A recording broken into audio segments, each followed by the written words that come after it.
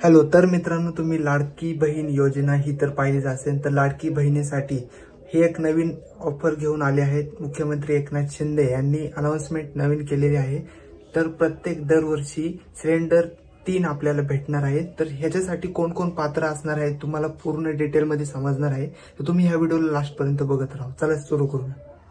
वर्षाला gas cylinder मोफत मिळणार असल्याचा जी.आर. आज राज्य सरकारने प्रसिद्ध केला आहे. केंद्र सरकारच्या प्रधानमंत्री उज्ज्वला योजनेच्या राज्यातील सुमारे 52.16 म्हणजे लाख लाभार्थ्यांना तसेच मुख्यमंत्री लाडकी बहीण योजनेच्या मुख्यमंत्री या पात्र असणाऱ्या सर्व कुटुंबियांना 3 गॅस सिलेंडरचे मनपूर्वक मोफत असे उपलब्ध करून देणारी मुख्यमंत्री अन्नपूर्णा योजना लागू करण्याचा निर्णय आज राज्य सरकारने घेतला आहे.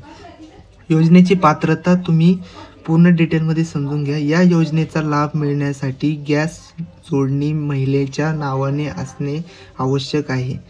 राज्यातील प्रधानमंत्री उज्ज्वला योजनेअंतर्गत पात्र असलेले लाभार्थी या योजनेसाठी पात्र असणार आहेत. मुख्यमंत्री लाडकी बहीण योजनेस पात्र असलेल्या लाभार्थ्यांचे कुटुंब या योजनेस पात्र असणार आहे. एका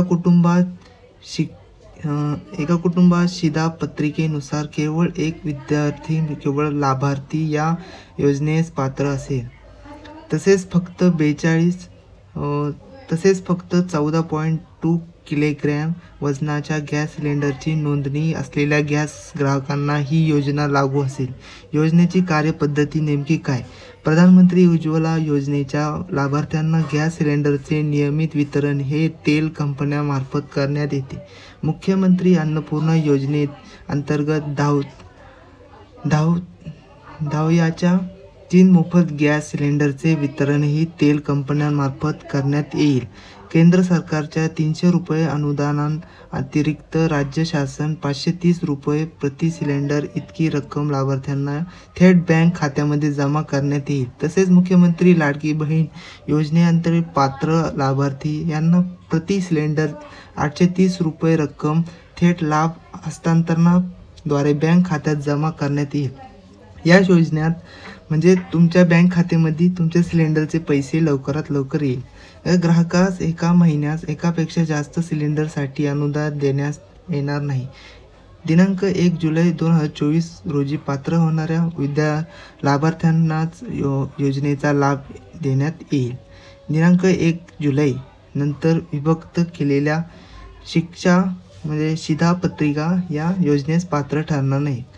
या योजनेच्या प्रभावी अंमलबजावणी व लाभार्थी निवडीसाठी मुंबई, ठाणे इत्यादी क्षेत्रांमध्ये शहरासाठी नियंत्रण सर्व संचालक, सर्व मंडळ ते सर्व काही करून घेणार आहे. जिल्हाधिकारी यांच्या अध्यक्षतेखाली जिल्हा हस्तांतरण समिती सर्व काही हे त्याच्यामध्ये मान्य असणार आहे. तर तुम्ही बँक खाते क्रमांकासह निश्चित करे. याशिवाय योजनेच्या प्रभावी अंमलबजावणी व ग्राहकांच्या तक्रारीचे निराकरण करण्यासाठी राज्यस्तरीय समिती कार्यरत असणार आहे. तर तुम्ही सर्व काही वाचून घेतलेलं आहे.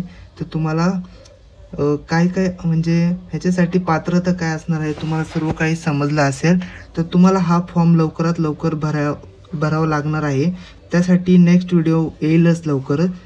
फॉर्म कसा भरायचा सर्व काही तुम्हाला डिटेलमध्ये कळलं जाईल. ही बातमी खूप फ्रेश आहे, म्हणजे आत्ताच अनाउन्समेंट झालेली आहे. तर तुम्ही ह्या व्हिडिओला लाईक करा, चॅनलला सबस्क्राईब करून ठेवा आणि नेक्स्ट व्हिडिओ पार्ट 2 लवकरच येणार आहे. तर ह्या व्हिडिओला सबस्क्राईब करून ठेवा. Thanks for watching this my video.